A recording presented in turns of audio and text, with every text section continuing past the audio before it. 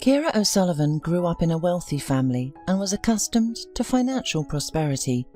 She had never experienced being without money, and all her desires were fulfilled immediately.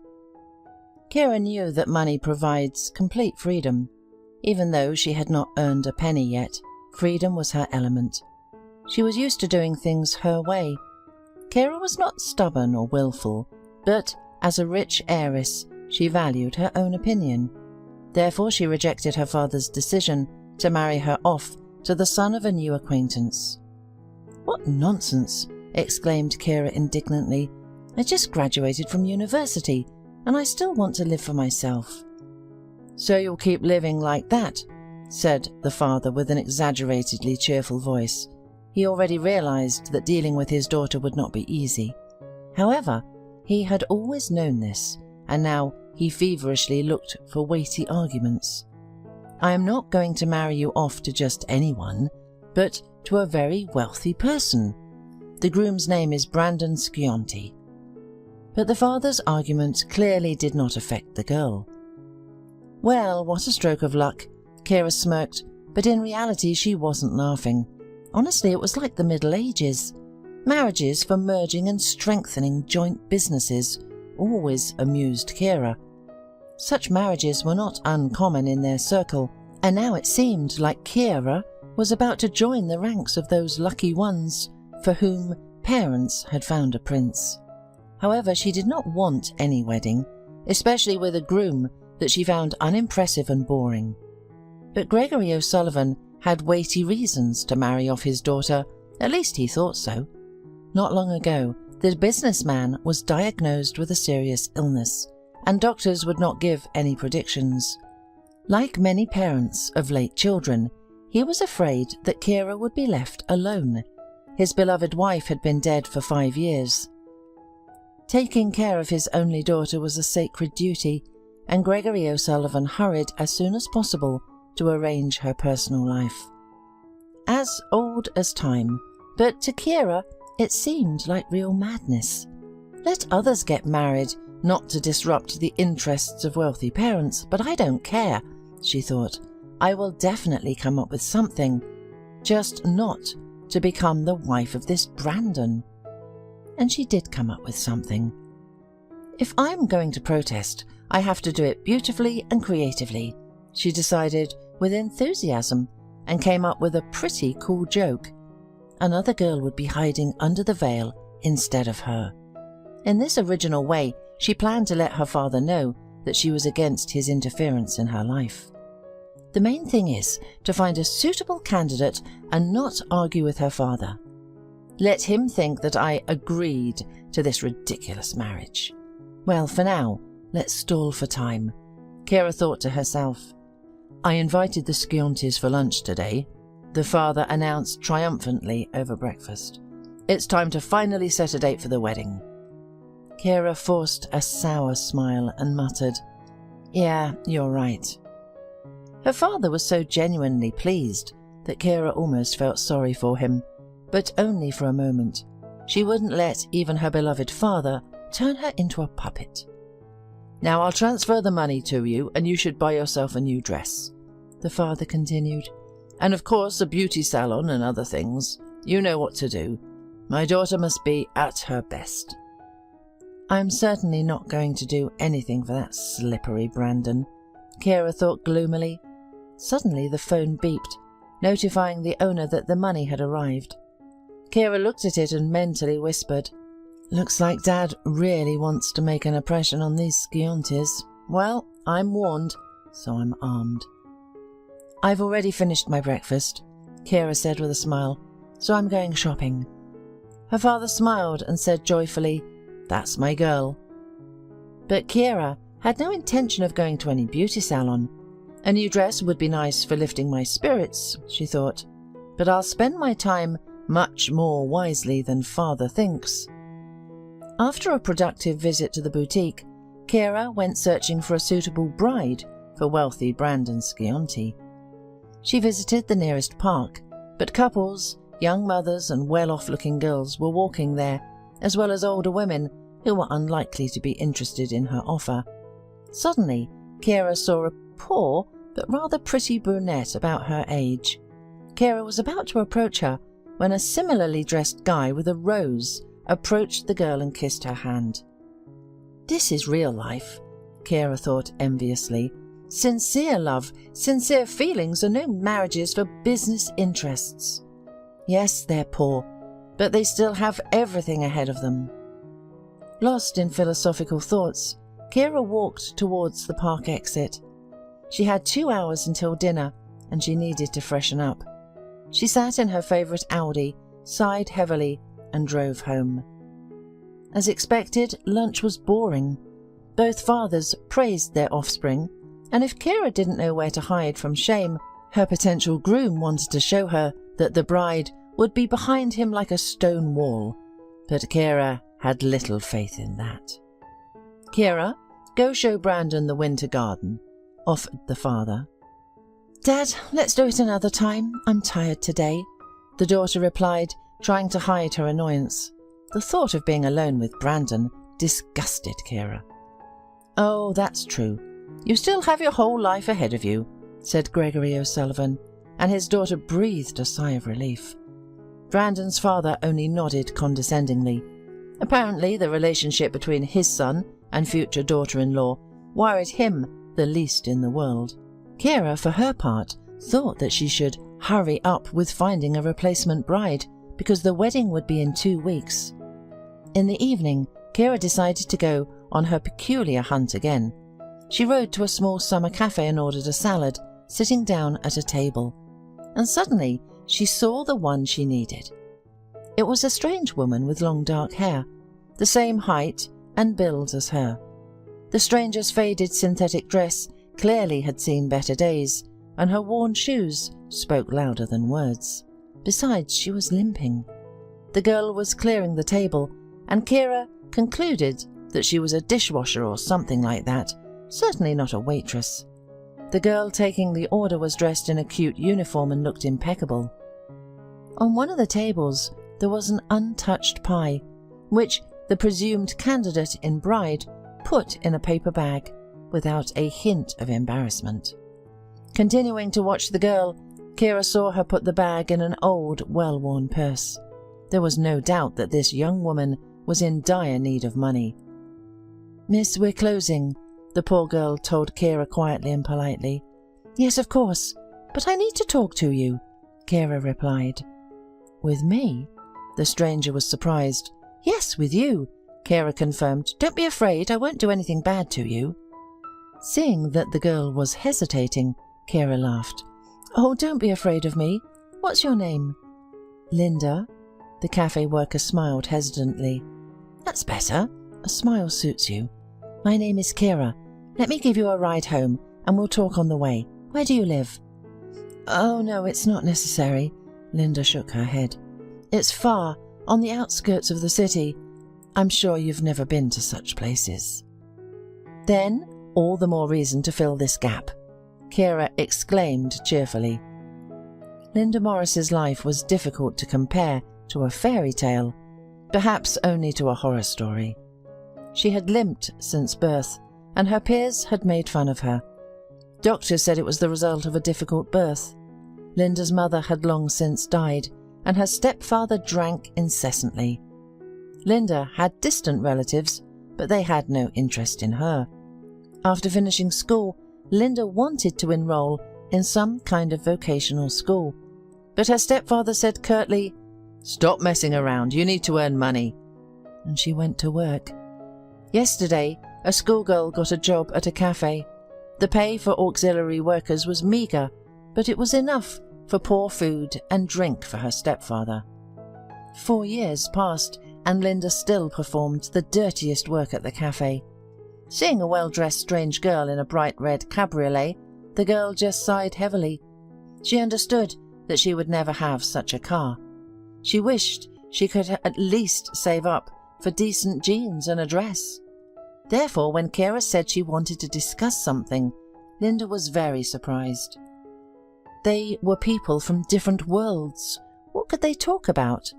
Yet Linda found herself in the beautiful and cozy car of the wealthy young beauty.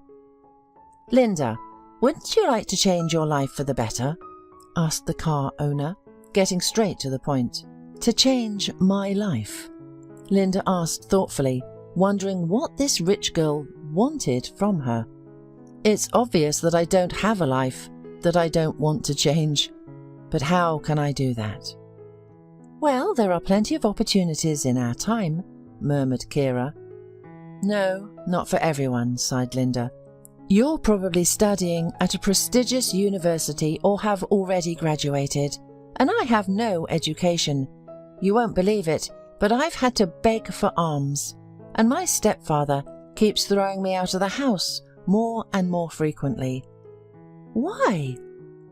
"He doesn't care why," Linda replied, and catching herself added, "Sorry, of course, you're not to blame for my problems." "But maybe I can help you solve them," Kira said intriguingly. Linda looked at Kira skeptically, but she continued, "I want to offer you the part in a play. Of course, the payment will be decent." "Are you looking for an actress?" asked Linda, the first thing that came to mind, and hastily shook her head. "I'm afraid I won't be able to do it." "I assure you, you can do it," Kira said encouragingly. "I don't need a professional actress. It's just a small prank that anyone can handle. You won't have to do anything. It's completely safe and nothing illegal." Linda hesitated. She wasn't used to trusting so-called Good Samaritans. There's clearly some catch here, she thought. "But why me?" Linda asked. "It's simple," Kira replied with relief, noting that her proposal had piqued her new acquaintance's interest. "We have the same build and hair." Linda looked at the rich girl in amazement and fear, and she burst out laughing. "No, I'm not going to set you up. Admit it. You thought about it, didn't you?" Linda nodded shyly. "As I said that there is nothing illegal." Kira chuckled and began telling her interlocutor what she would have to do. "I just want to teach my father and the groom a lesson," she concluded, "and you won't risk anything. All you have to do is stand with your face covered by a veil, and when the deception is revealed, you'll blame me and leave. Come on, agree, there's no risk," Kira assured her. Linda wasn't sure, but Kira's proposal left her completely confused. Linda understood that the wealthy had their quirks, and they also cried, and probably for the same reasons as the poor, but she didn't suspect that the rich could go so far in their whims. To be honest, this plan smelled bad. What if Linda starts referring to Kira, and who guarantees that someone will believe her? They might even declare her an imposter and send her to a prison. But on the other hand, Linda really wanted to participate in the wedding, especially such a wealthy one, try on a luxurious wedding dress, and feel loved and desired even for a moment. For a girl in her circle, it was an unattainable dream. It's unlikely to be worse than it already is, because it can't get any worse, Linda thought, and agreed to the adventure. "That's great!" exclaimed Kira joyfully. "Tomorrow we'll go get the wedding dress and other accessories." The next day, Kira picked up Linda and brought her straight to a boutique where she was a regular customer. Linda hesitated, but Kira decisively stated, "A girl in shabby clothes at an elite bridal salon? We don't need to attract any unnecessary attention." In the end, Linda became the owner of a nice white t-shirt and beautiful fuchsia pants. "All right, now shoes," muttered Kira, critically examining the brightly coloured sandals with a high chunky heel. "I don't need shoes," Linda hurriedly replied. "Are you going to the bridal salon in those clogs?" "But Linda didn't finish her sentence because Kira herself remembered that her stand-in had a limp. "Oh, sorry, but we can find something more comfortable for you, like sneakers."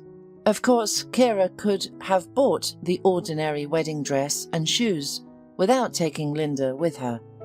Even the most modest bridal gown would have been the epitome of luxury for Linda, but Kira wanted the girl from the poor neighbourhood to experience wearing cool clothes and not feel left out.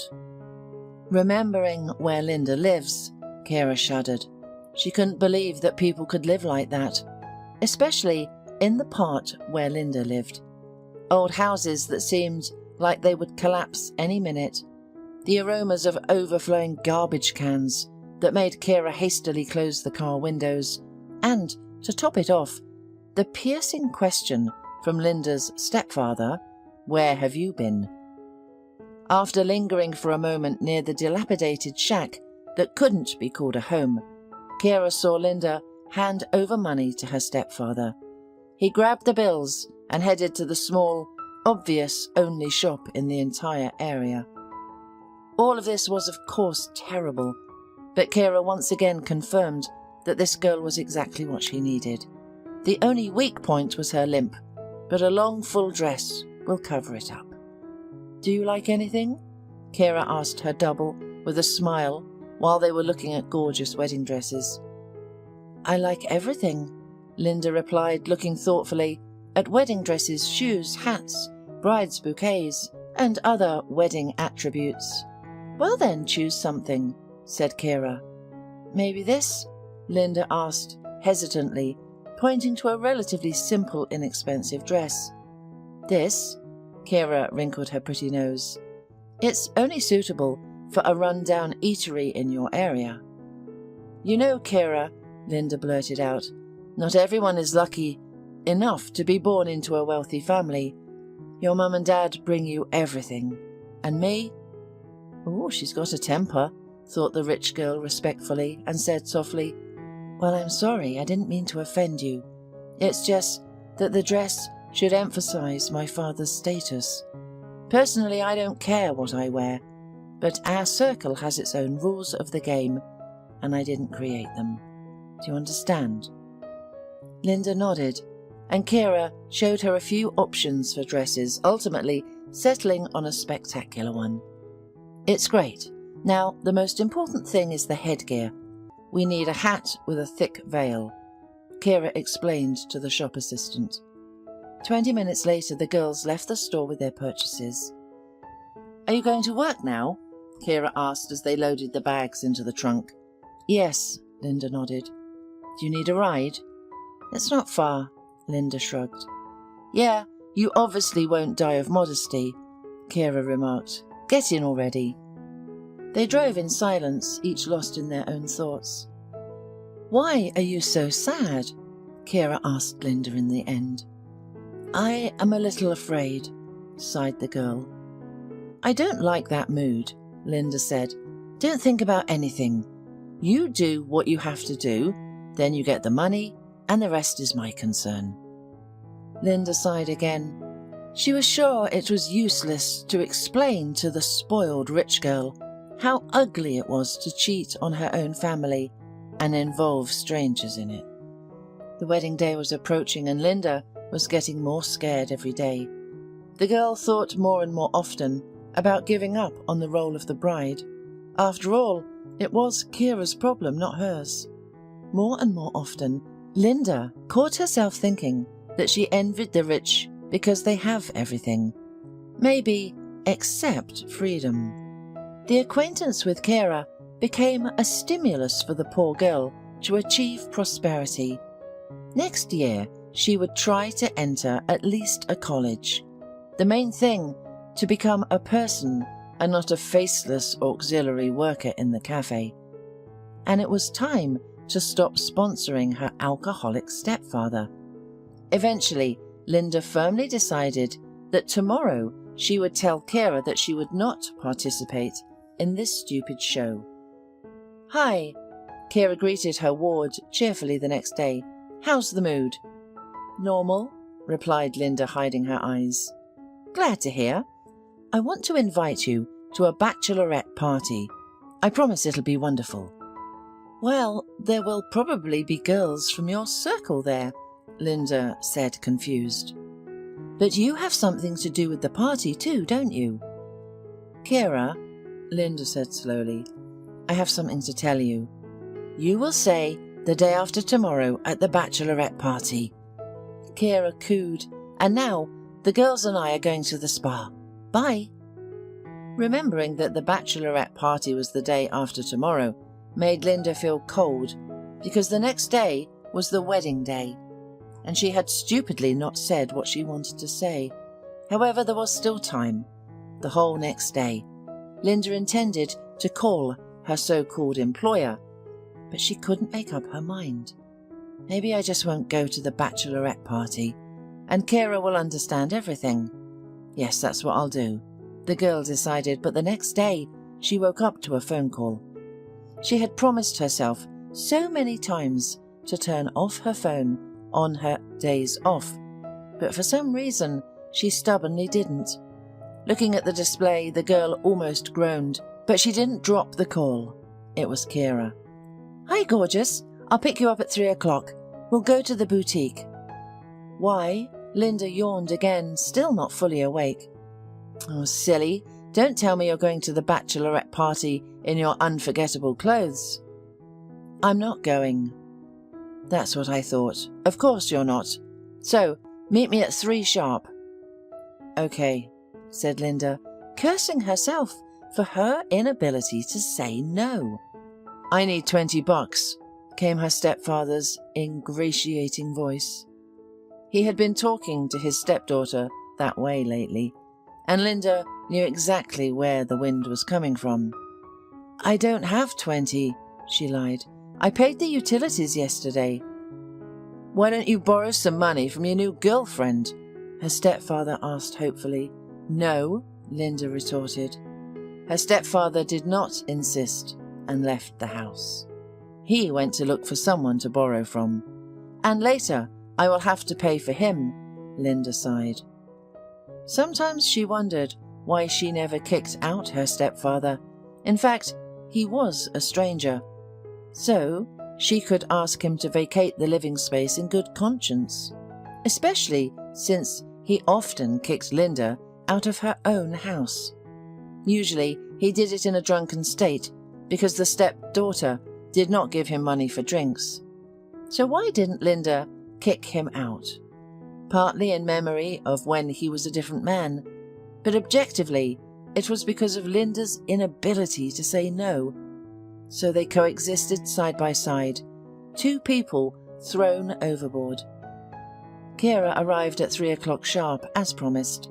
Suddenly, Linda realized that she wanted to go to the bachelorette party. After all, why should she sit at home alone with her stepfather, who would soon get drunk and might kick her out of the house? The girls stopped by a boutique, and Kira bought Linda some dark blue jeans and a white shirt. That was the dress code for the bachelorette party. They drove to a private country club. Neither suspected that this bachelorette party would fundamentally change everything. Kira's friends welcomed Linda, thus dispelling stereotypes of arrogant rich girls, although it was not known how they would have accepted Linda in second-hand clothes. For Kira's friends, Linda was her distant relative, and they were not privy to the rest of the details. Linda was unexpectedly pleased that she and Kira shared a secret. Linda suddenly caught herself thinking that she was beginning to grow attached to Kira, which seemed to be why she had never decided to give up her role in this crazy adventure. "Lucky you, Kira," said Deborah, a spectacular tanned blonde. "It must be a beautiful wedding." "I want one too. I can imagine me in a white dress, my dad walking down the aisle, and my mum—" "Oh, I'm sorry." "That's all right," muttered the culprit of the celebration quietly. "I hope my mum would be happy for me." The girls nodded in unison. "Mum is always there for us wherever she is." "I hope so," Kira sighed. "So we must have the same pain," Linda thought. "But there's nothing strange about it. Rich people's wives die too." The girls went off to dance, and Kira remained seated at the table with her head resting on the intertwined fingers. Responding to Linda's impulse, she walked over to her and put a hand on her shoulder. "My mum died too," she said. "I was only 10 at the time, but for me, it was like a very recent thing." "Really?" asked Kira with a sad smile. "So you and I are sisters in misfortune?" "I guess so." Linda smiled involuntarily, remembering her recent thought. And Kira suddenly took her hand and whispered, "You know, I really like you." "And I like you," Linda replied sincerely. "Great. We'll give them all a show tomorrow." Linda suddenly felt light and cheerful because she had found such a great friend. The bachelorette party was fun, and Linda went to spend the night at the O'Sullivans' mansion. "Good morning, bride," Gregory said with a broad smile. "How was the party?" "Hi, Dad. Everything was super," replied Kira, diligently portraying a happy bride. "The years go by so quickly," exclaimed the father. "It's a pity your mum won't be rejoicing with us." "I'm not sure Mum would be happy about this marriage," thought Kira, and said aloud, "All right, Dad, I'm going to the bathroom. The makeup artist will be here soon, and I'm not ready yet." "I see," said the father with a smile. When the false Kira limped out of the limousine, the guests began to whisper incomprehensively. "Why is Kira limping?" "Maybe she got her calluses," one of Kira's friends suggested. "Poor girl," said the advanced-aged socialite, wife of one of Mr. O'Sullivan's business partners. "Maybe she twisted her foot in those high stilettos." "Why is her face all covered? That's not the trend right now," remarked the elegant middle-aged woman. "Did O'Sullivan skimp on a more up-to-date version? Or maybe the girl just had too funny bachelorette party," giggled one of the guests. "The play is starting," thought Kira excitedly, standing a little farther away. She was wearing an ash-coloured wig and massive glasses. Anyone who knew O'Sullivan's only daughter would hardly recognise Kira in this stern lady. When the guests moved to the place of marriage, she resolutely wedged into the crowd, while the officiator made her heartfelt speech. Linda's excitement grew. "What do I do?" she thought feverishly. "Should I take off my shoes and run away like Cinderella?" She could feel that in seconds more she would become hysterical. Linda cost a great deal of labour to keep herself in control. Overwhelmed, the girl not even immediately realised that she was asked if she would become Brandon's wife. It was the very moment when Linda had to take off her veil. But she did not have time to do it because the groom suspected something himself. Brandon suddenly lifted the veil and shouted, "She's not Kira!" Among the guests there was a general cry of amazement. The journalists sensed something much more interesting than another wedding of rich kids, became visibly animated and frantically clicked shutters. Brandon kept yelling, "It's not Kira! I was deceived!" The groom's father approached Gregory O'Sullivan and, full of righteous anger, said, "I did not expect this from you. Don't dream about a favourable deal anymore. Your family are swindlers." A young journalist approached Mr. Skiontis, smiling, but he only threateningly said, "No comment." She made a step towards Mr. O'Sullivan, but he definitely turned away. Linda looked around, searching for Kira, but there was no sign of her. Frankly speaking, the fake bride expected less resonance. But it was only the first act of the grandiose scandal. One of the guests, Mr. Hagan, took a closer look at Linda and suddenly gasped, "It can't be." The journalists, who were about to go away, slowed down. They could not believe such luck. Mr. Hagan was the head of one of the major construction companies in the country. He seemed to have completely forgotten that at least 100 eyes were looking at him. "Girl, what is your name?" he addressed the fake bride. "Linda?" she asked confusedly. "Linda, you are incredibly like my first love," he said, his voice full of emotion. "Is your mum's name Holly, by any chance?"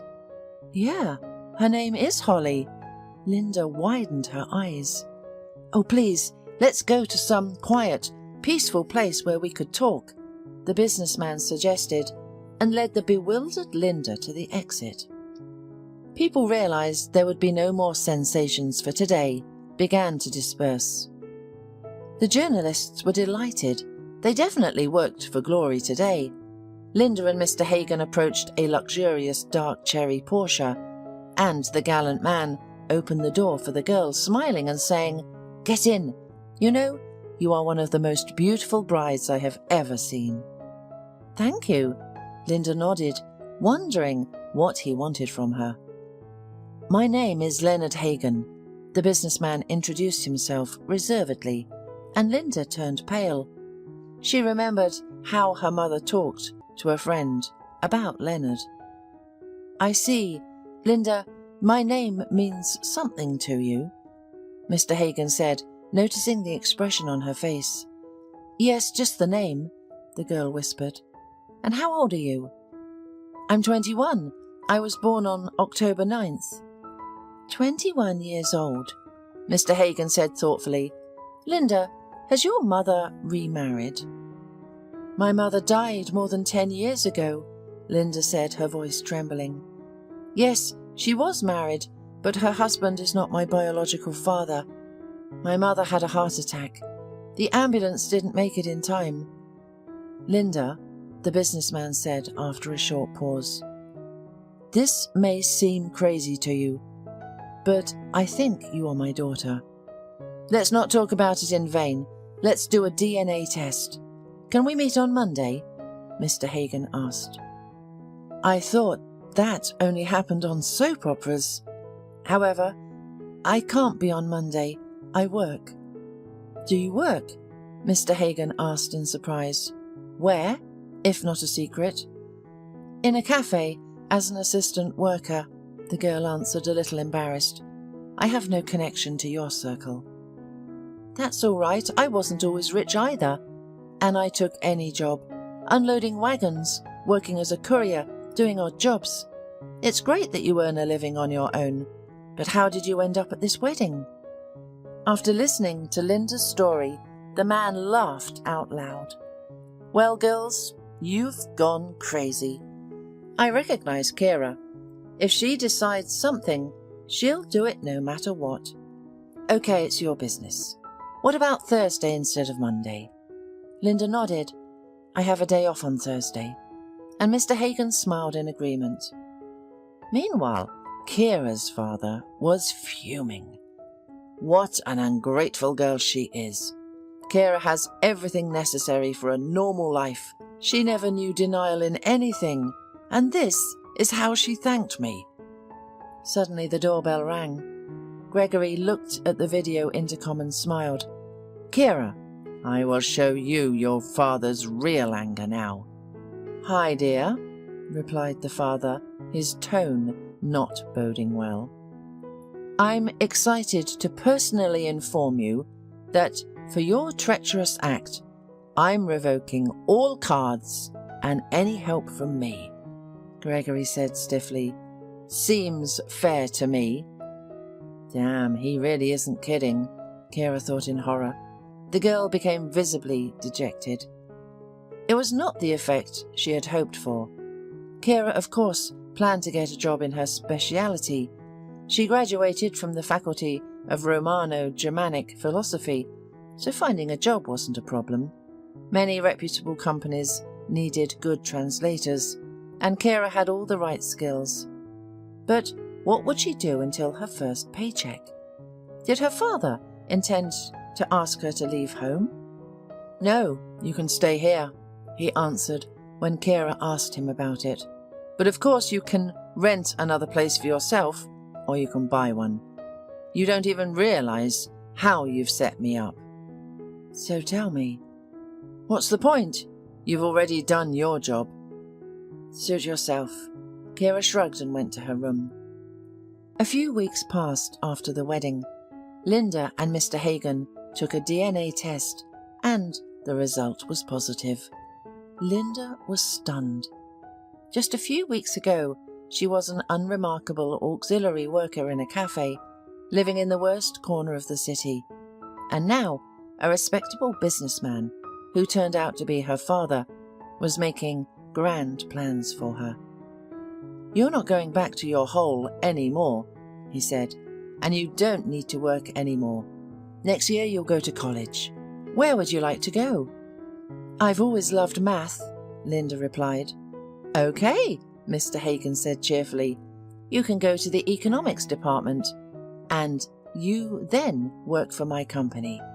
But that's all later, because now we're going shopping, and I'm going to buy you many beautiful things.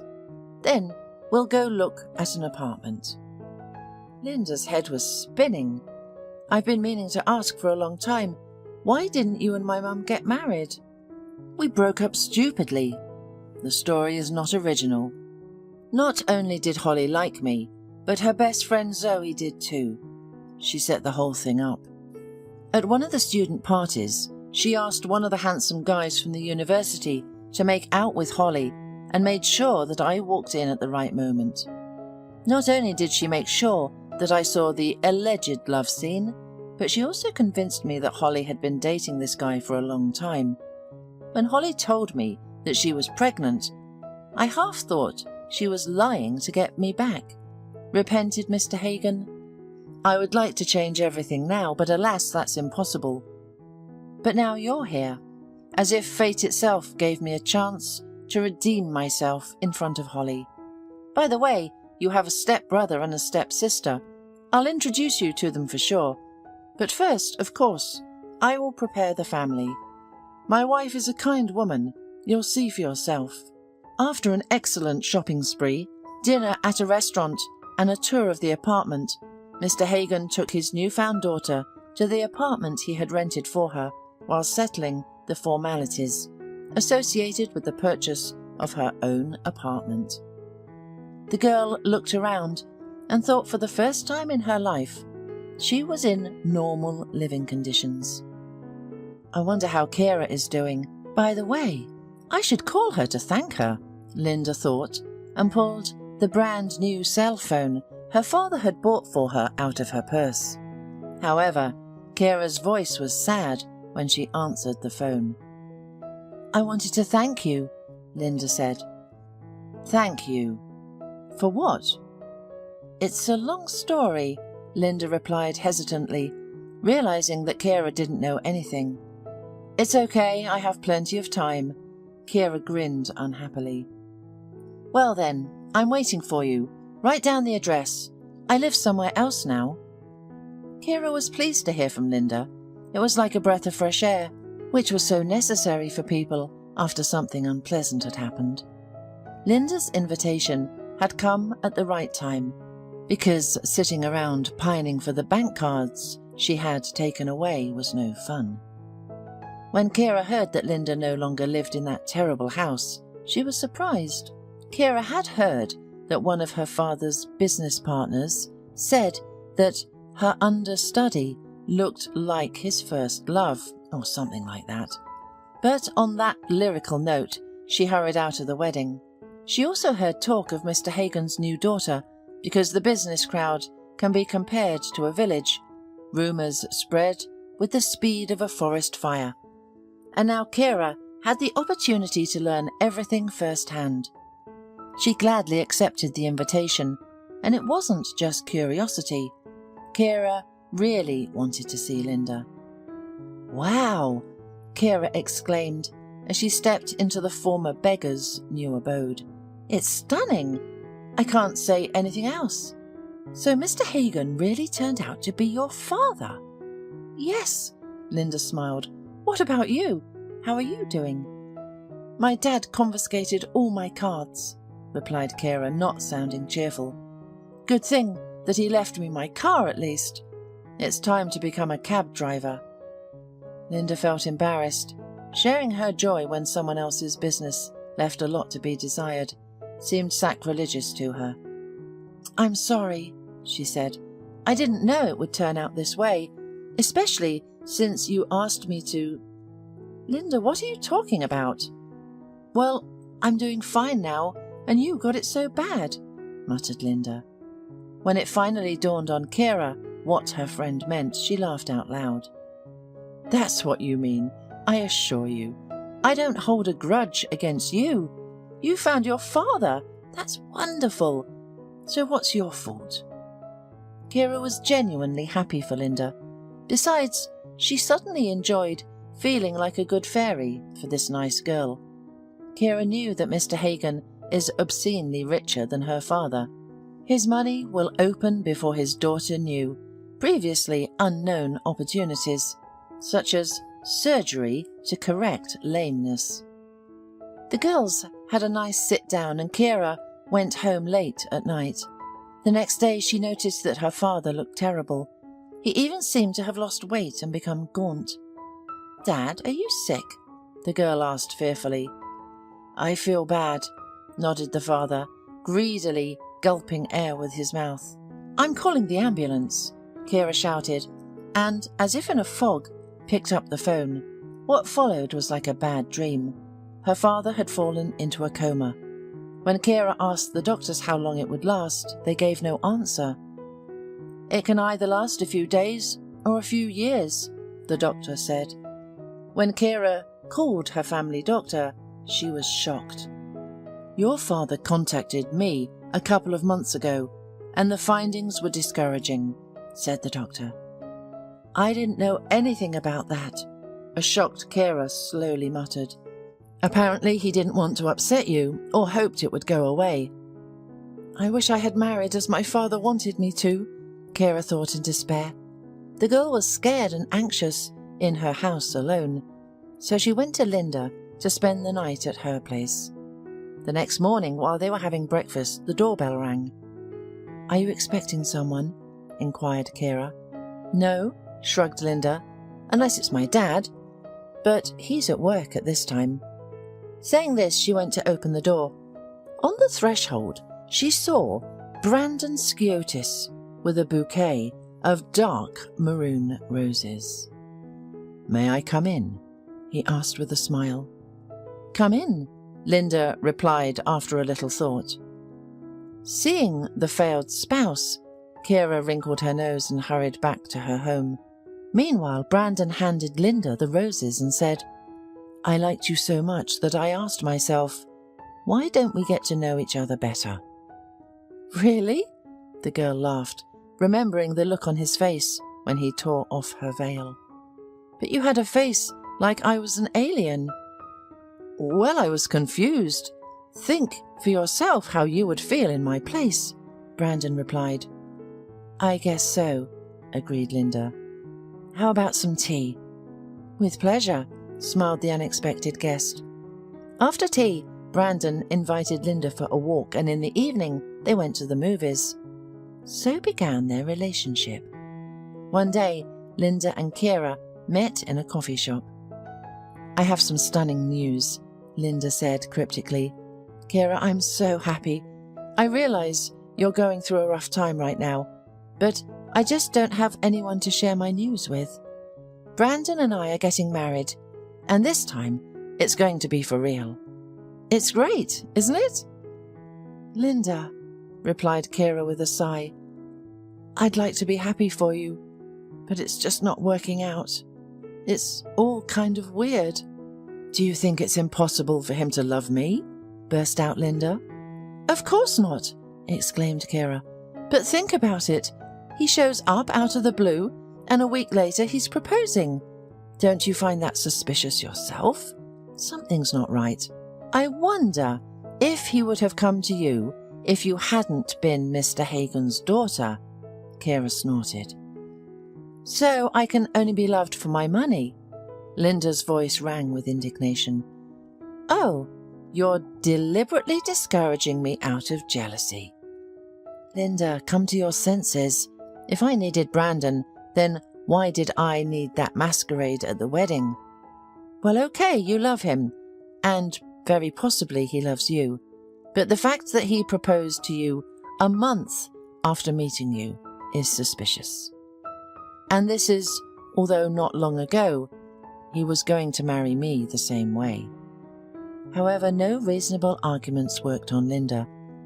I thought you were my friend, she said. I am, but Linda, please understand. Go away. Okay, whatever you say, said Kira as she stood up from the table. But you'll realize in the end that I was right. She got into the car and called the hospital. Her dad was still in a coma. Kira sighed heavily. It seemed like her life had hit a rough patch. Her father in a coma, and now the fight with Linda.